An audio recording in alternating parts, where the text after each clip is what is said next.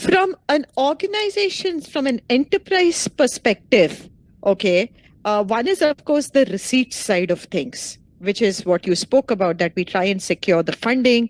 For those of us who work on fee-based activities, maybe we have to stretch whatever capital is there with us today. Yeah. Now, I want to therefore get into really the pipeline, the runway of capital that one has, and start breaking it down into two, three things. Manjula, I'm going to ask you really in terms of cost cutting. Now, I know the government has said that you can't, try not to have pay cuts, try not to look at layoffs. They've brought that down, and a lot of us are adhering to it because it throws up a whole new set of challenges while under lockdown. That also means a necessary spending on some part of it.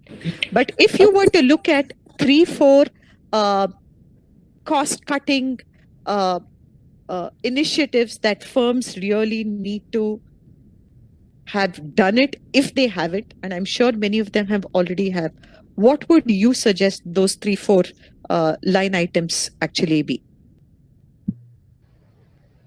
Thank you, Vijaya. Good morning, everyone, and warm welcome to this session. As Sridhar has really painted a very realistic picture of the macroeconomics that is prevailing right now, I'm sure these macroeconomics will definitely, impact the microeconomics also, and will actually pervade into our organizations. Uh, so while all of us are actually grappling with, the way to, tackle the situation, we also need to look at in terms of, how we are going to really, uh, uh, bring those measures by which we can, sort of, maybe I should say the word survive now rather than sustain in this during this time. Uh, Basically, like, if you look at the next 1 year, this financial year from April to next March, probably we should sort of, divide the period into two parts where, the first 3 months, like, because everything is so uncertain that we need to take a different kind of measures as against as Sridhar rightly said, mentioned that, after 6 months, the situation is likely to improve. Some of the things that which an organization can, start doing or has already done right now, it would be like the first thing and the foremost thing I would suggest is understand and monitor your cash position. So when I say cash position, you actually need to understand, draw up a cash flow for the next 3 months. Either you do it monthly or you do it weekly. The more granular it is, the more closely you can monitor it, and so that and and that will really, you can estimate the magnitude and the timing of the cash flows which is going to happen in the next 3 months. Um, and in terms of, okay, so once you understand that, you are likely to understand what are the various expenses, where are the various costs that you are going to incur in these 3 months. So that will give you, an assessment of what is that you would actually have to bear right now, and what is that which you could actually sort of defer or delay. Uh, Manjula, yeah, sorry, go ahead. yeah. So, so in terms of, understanding the costs part of it, so there are, certain unavoidable expenses like the salaries, as Vijay mentioned, and also the taxes, which definitely have to be paid and has to be have a priority in terms of the cash outflows. Uh, Secondly, you would, the other ways you can actually tackle these are like, delay significant expenses like, rents, where, there are huge amounts that may actually be that may be a huge outflow. That is one thing. And in terms of negotiating longer terms with vendors, and also you could actually, if there are lump sum payments, probably what you can do is you can sort of negotiate them to broken up into smaller payments and sort of stagger it across your or across the 3 months. Manjula, And I just yeah, want to interrupt at this moment. You spoke about deferred payments, and there are a couple of things I want to pick up here. I think rent. A lot of us yes, are paying rent. Now, I know that the Delhi government issued a notice saying that I think for the month of April, they have said that landlords shouldn't be charging rent, but this was on residential. yeah, Now, in Maharashtra, the government has also issued some sort of a notice, which is for 3 months, but they're only talking about deferred payments.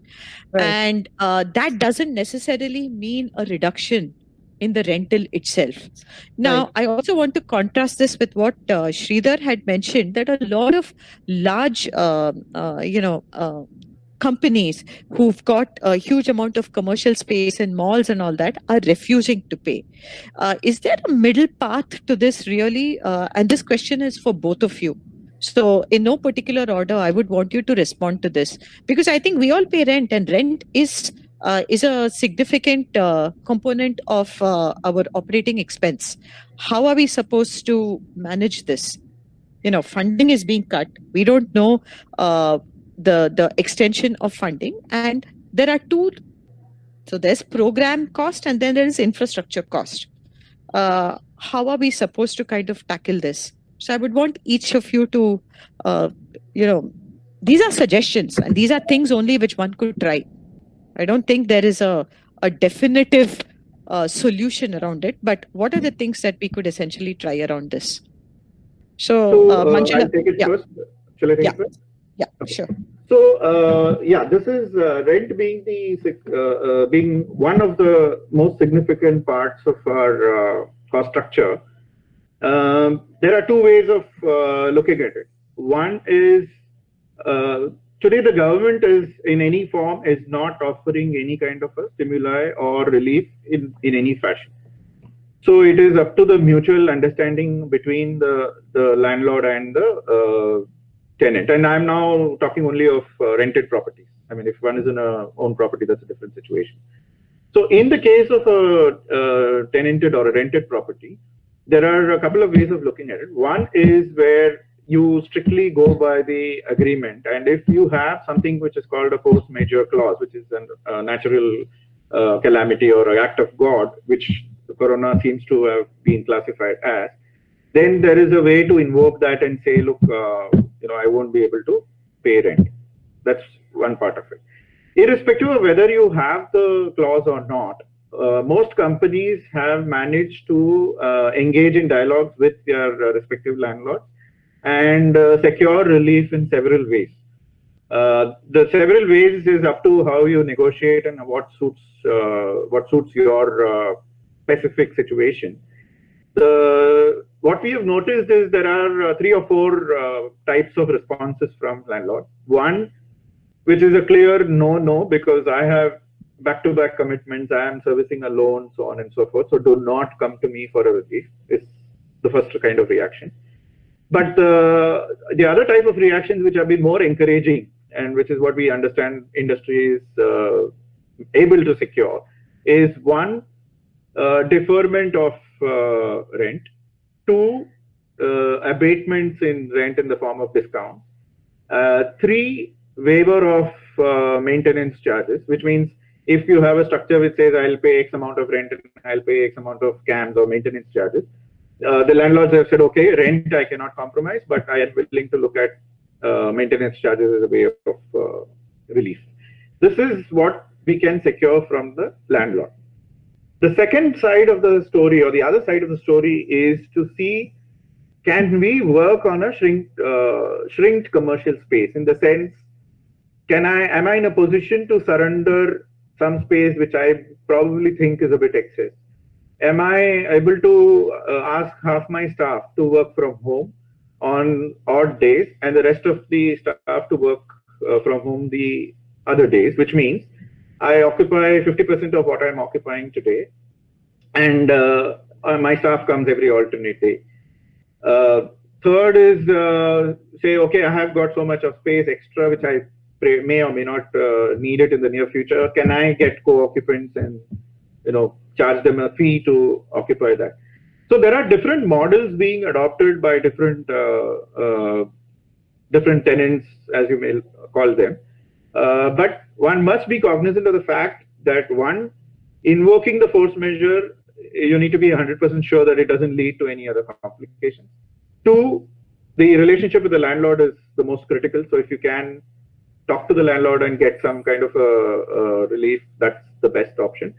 And three, deal with the commercial space in a manner that you really say, okay, I'm going to start from ground zero and say, if I were to start my business or operation today, how will I do it, and how will I do it in the most frugal manner?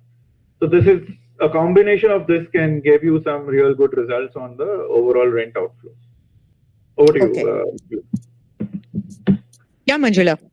I think Vijaya Sridhar has covered most of it. I mean, I would actually, look at it, as as a social, as we are all belong to the social sector. I think, renegotiation with the landlords, putting in a bit of, how as a sector we are doing good, and how this will actually help us in I mean, appeal to their the emotive aspect of it, and tell them that this is a sector which we are dealing with, and these are our beneficiaries. So indirectly, something will definitely benefit the beneficiaries.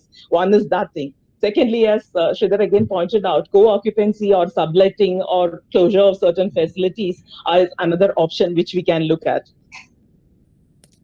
Okay. So you spoke about, we started off with rent. We spoke about pay cuts.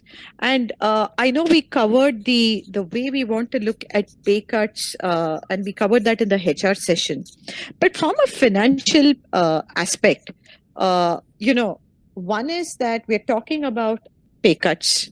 And I think the approach is largely understood. There is, you basically go based on CTC and then you work on the percentages.